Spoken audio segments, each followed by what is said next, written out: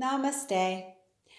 I'd like to take you on a tour of my personal sadhana space, my personal yoga and meditation space in my home studio.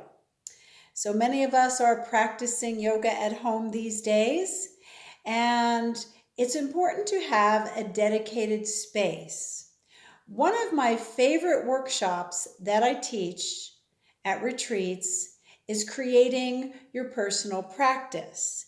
And one of the assignments within creating your personal practice is creating your personal space. Now, everyone may not have an entire room in their house they can dedicate to a yoga studio. I've been a yogi of 30 years, so of course I have a room in my home that is strictly dedicated to my yoga and meditation and spiritual practice. So you heard me say the word sadhana space. Sadhana is our personal spiritual practice. It doesn't just consist of yoga postures. It can consist of yoga poses, meditation, breath work, reading, journaling, moments of stillness, introspection, contemplation.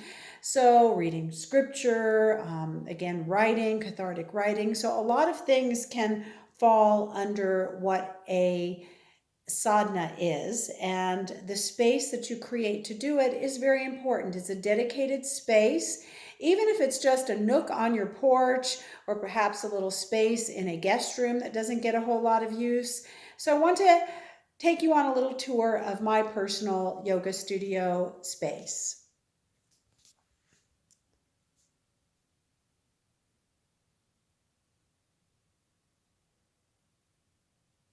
So one of the pieces of homework that I instruct students to do is to create the space, bringing sacred objects into the space, anything that makes you feel reverent or peaceful.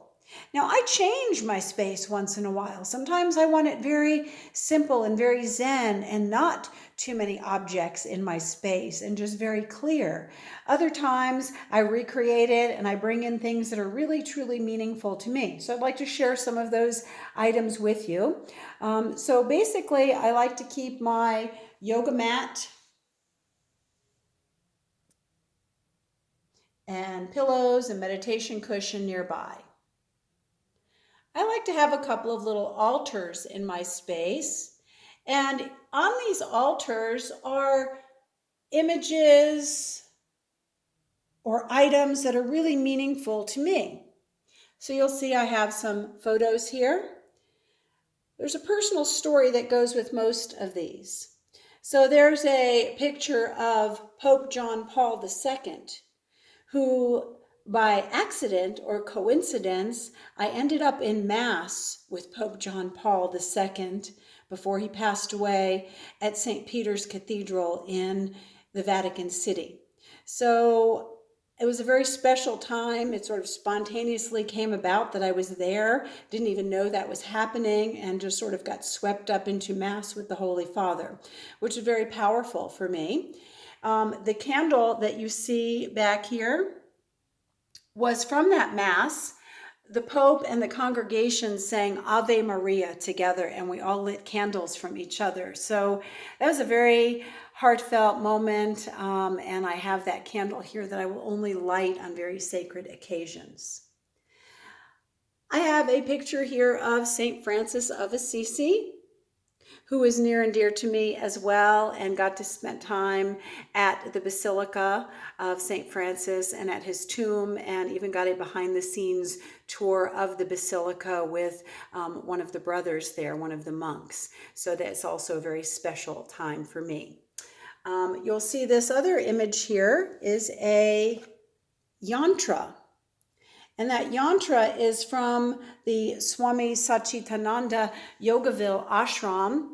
And it is an image that we meditate upon. It is the image that is in their lotus temple. They have an altar set up in their temple for each major religion. And then at the very center or top of the altar, there is a blank altar that doesn't have any images. So you'll see if you look at the pictures, there's the yin yang symbol in there, and the Jewish star, and the Christian cross, and so forth. And then there is a blank space for whatever spiritual practice that speaks to you. Of course, I have a picture of Jesus on my altar. And Jesus is a powerful figure in my life and in many lives, and I always say Jesus was a true yogi. In addition, I have a picture here of the Holy Mother, of Mother Mary. I have a piece of hair for my horses here. I have some candles and some seashells of some very meaningful trips to the beach. I used to have a starfish here, but I see it's missing, so I think the cats took that, so I have to give that offering to them. The cats also like to play with the feathers that I keep here on my altar by this beautiful piece of amethyst that was given to me by a dear friend. And these are various feathers that I've picked up along the way. I also like to collect rocks from various places. I believe that one is from the Olympic Peninsula out on the beach up in Washington State. I have some from the Grand Canyon, some from Pebble Beach, California. So these are all meaningful experiences and trips that I had.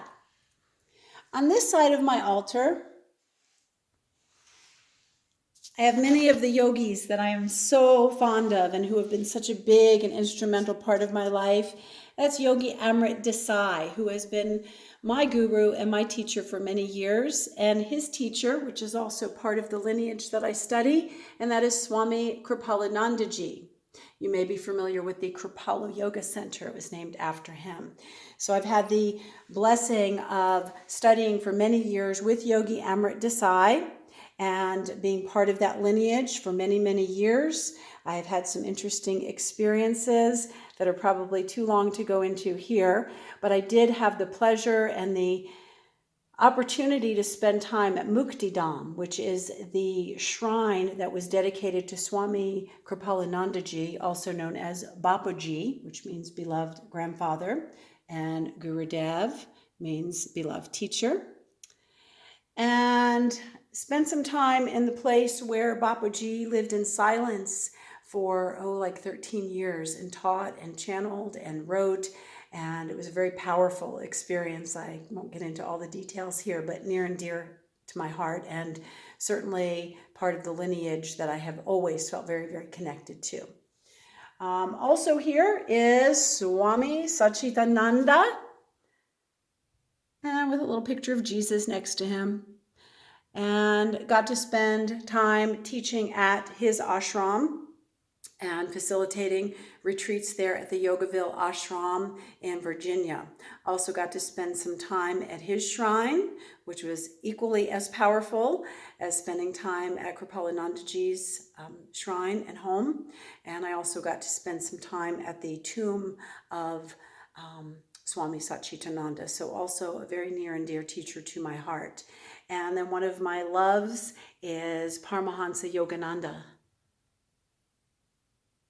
who I never had the pleasure of studying with in person. He was a little before my time, but also a master yogi who is near and dear to my heart.